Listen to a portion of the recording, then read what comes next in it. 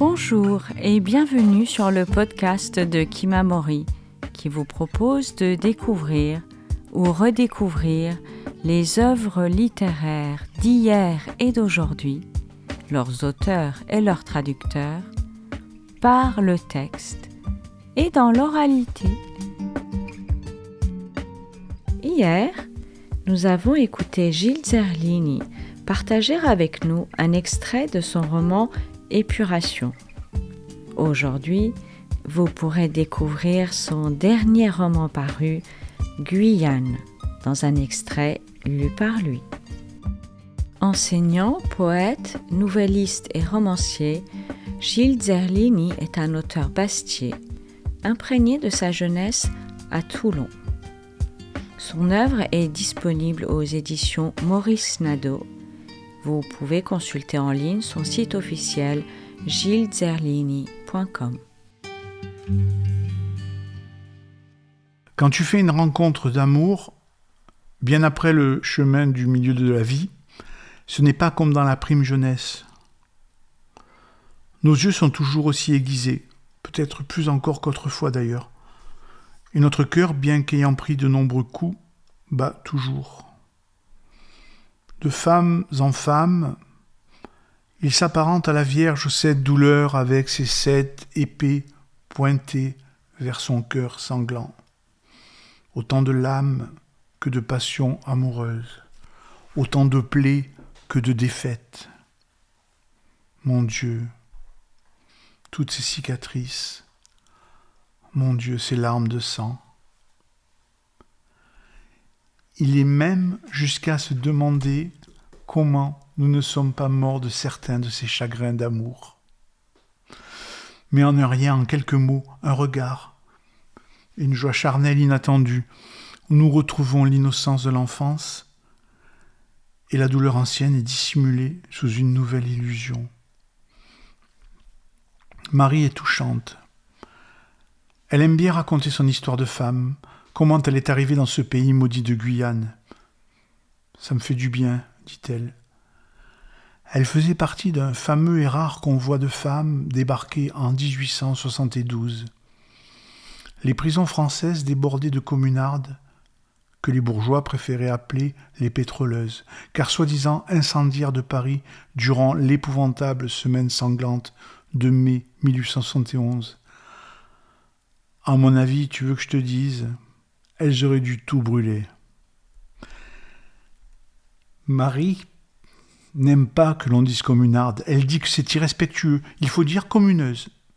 On avait ainsi incité, voire forcé des prisonnières à rejoindre les colonies où on leur avait promis, outre un élargissement de leur peine, la perspective d'un mariage avec un tenant de concession. Un propriétaire, disait-il.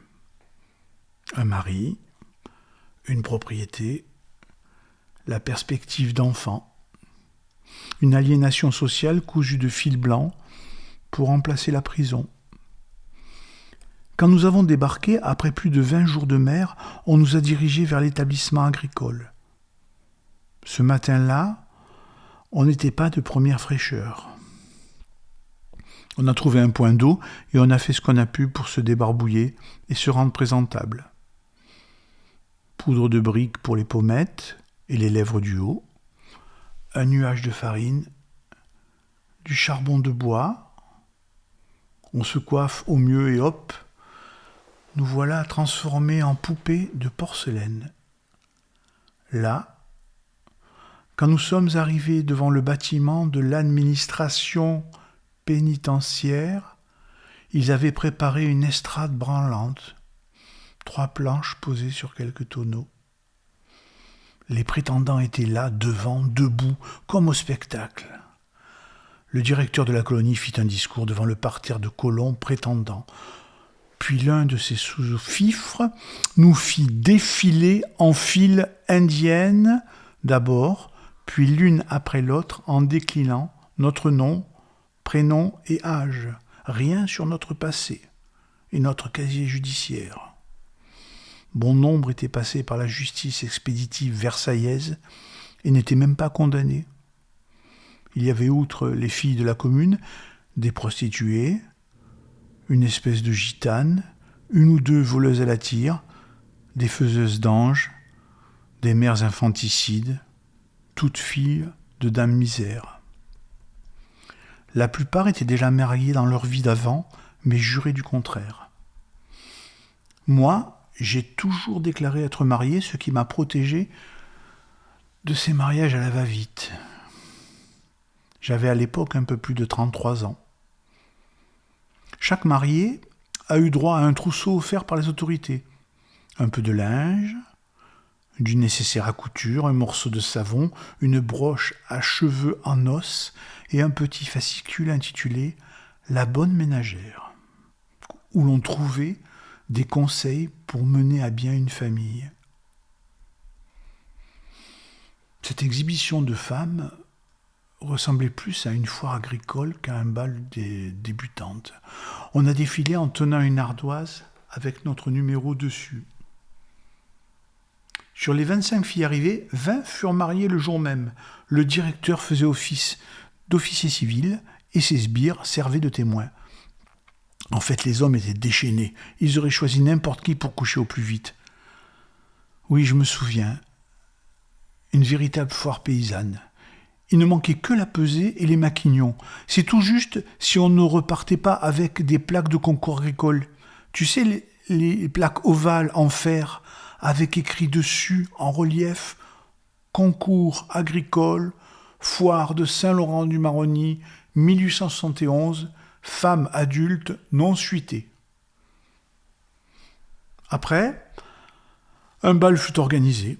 Un orchestre monta sur les planches branlantes, les musiciens étaient tous des relégués. Violon, accordéon diatonique et un homme métis qui tapait sur une caisse à savon.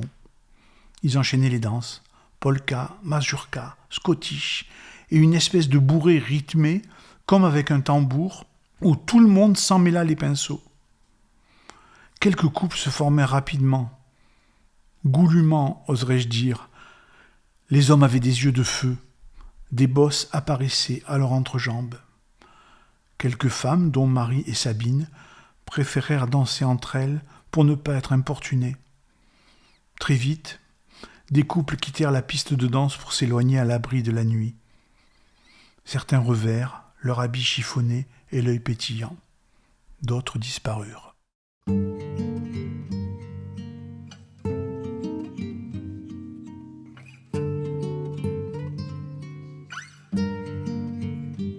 Vous venez d'entendre un extrait de Guyane de Gilles Zerlini, lu par lui. Demain, il partagera avec nous 2 autres extraits de ce roman. Tous les livres de l'auteur sont disponibles aux éditions Maurice Nadeau. Chers auditeurs, n'hésitez pas à consulter notre site internet kimamori.fr, nous suivre sur les réseaux sociaux et nous serions très heureux de vous voir rejoindre notre communauté de lecteurs en adhérant à notre association.